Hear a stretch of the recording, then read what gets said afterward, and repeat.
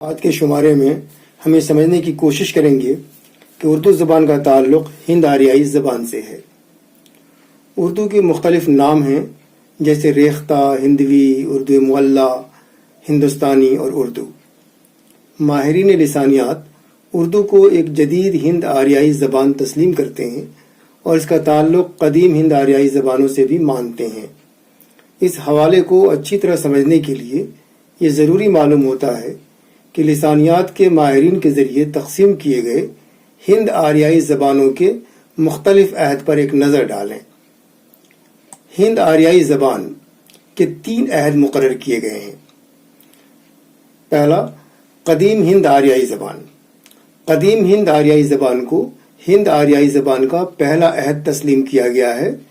اس کی مدت 1500 قبل مسیح سے 500 قبل مسیح تک تسلیم کی گئی ہے۔ یہ دور ویدک، سنسکرت اور کلاسیکل ویدک زبانوں کا بھی دور ہے۔ اسی دور میں رگ وید، سام وید، یجروید اور اتھر وید جیسے چاروں مشہور ویدوں کے ملنے کی بات بھی سامنے آئی ہے۔ دوسرا دور وسط ہند آریائی زبان۔ وسط ہند آریائی زبان کو ہند آریائی زبان کا دوسرا عہد مانا گیا ہے۔ یہ دور 500 قبل مسیح سے 1000 عیسوی تک کا دور ہے۔ یہاں یہ بات ذہن میں رکھنے کی ہے کہ لسانیات کے ماہرین نے وسط ہند آریائی زبان کے اس عہد کو 3 ادوار میں تقسیم کیا ہے۔ اس عہد کا پہلا دور 500 قبل مسیح سے سن عیسوی کی ابتدا تک محیط ہے۔ اس دور کو پالی کا دور بھی تسلیم کیا جاتا ہے، جو کہ پراکرت کا پہلا روپ تھا۔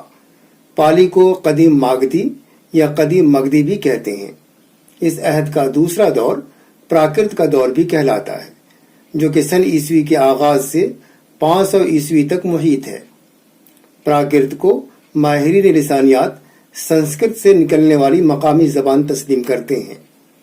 لسانی تاریخی حوالوں سے ماہرین اس بات کی بھی وضاحت کرتے ہیں کہ اس دور میں 5 قسم کے پراکرتوں کا زور تھا۔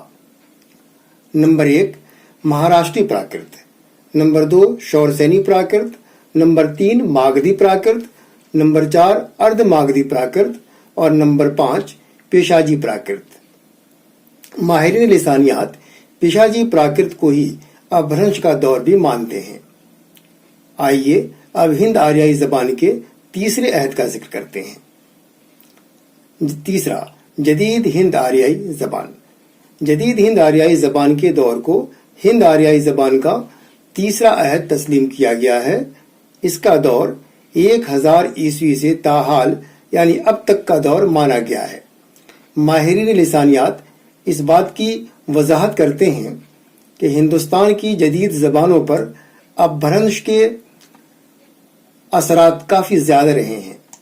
انہوں نے اس سلسلے میں اپبھرنش کے 4 اقسام کا بھی ذکر کیا ہے۔ Number 1، Shauraseni Apabhramsha. Number 2، مگدی Apabhramsha. Number 3، ارد مگدی اپبھرنش۔ اور نمبر 4، مہاراشٹری اپبھرنش۔ لسانیات کے ماہرین کے مطابق شورسینی اپبھرنش سے ہی کھڑی بولی یا ہندوستانی زبان وجود میں آئی ہے، جس سے اردو کی تشکیل ہوئی ہے۔ یہ امر بھی قابل غور ہے کہ جدید ہند آریائی دور کو اپبھرنش کا دور بھی کہا جاتا ہے، اسی لیے اردو بھی جدید ہند آریائی زبان کے نام سے ہی موسوم کی جاتی ہے۔ مندرجہ بالا حوالوں کی روشنی میں یہ بات پوری طرح واضح ہو جاتی ہے کہ اردو کا تعلق جدید ہند آریائی زبانوں کے ساتھ ہی قدیم ہند آریائی اور وسط ہند آریائی زبانوں سے بھی ہے۔ تاریخی پس منظر سے یہ بات بھی ظاہر ہوتی ہے کہ جب سنسکرت کی مقبولیت میں کمی واقع ہوئی تو پالی اور پراکرت نے ترقی کی۔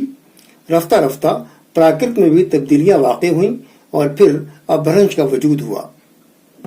ان اپبھرنشوں سے ہی جدید ہند آریائی زبانیں وجود میں آئیں اور ہماری اردو انہی جدید ہند آریائی زبانوں میں سے ایک اہم ترین زبان ہے۔ اردو زبان کے متعلق ایک نئے عنوان کے ساتھ پھر حاضر ہوں گے۔ تب تک اپنا خیال رکھیے۔